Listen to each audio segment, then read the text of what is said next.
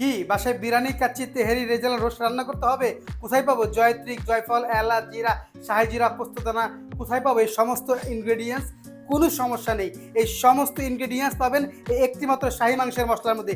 এই শাহি মাংসের মশলাটা আমি এমনভাবে তৈরি করেছি যে এই শাহি মাংসের মশলার মধ্যে সমস্ত ইনগ্রেডিয়েন্টস দেওয়া আছে, একদম পুরো মশলা নির্যাস এই শাহি মাংসের মশলার মধ্যে দেওয়া আছে।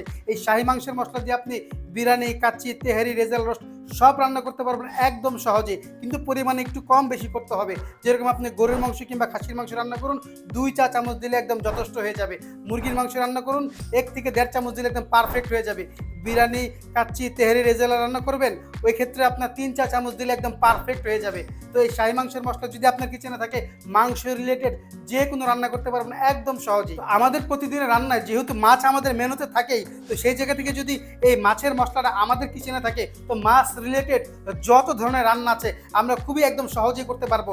নদীর মাছ, খালের মাছ, বিলের মাছ, পুকুরের মাছ, সমস্ত মাছ রান্না করতে পারবো এই একটিমাত্র মশলা দিয়ে। সামুদ্রিক মাছ কিংবা চাষের মাছও এই মাছের মশলা দিয়ে রান্না করতে পারবো। এই মাছের মশলা দিয়ে যদি আমি মাছ রিলেটেড যে কোনো রান্না করি না কেন, আমার রান্নার প্রশংসা করতে সবাই বাধ্য হবে, আমার প্লেট চেটে পুটে খেতে সবাই বাধ্য হবে ইনশাল্লাহ।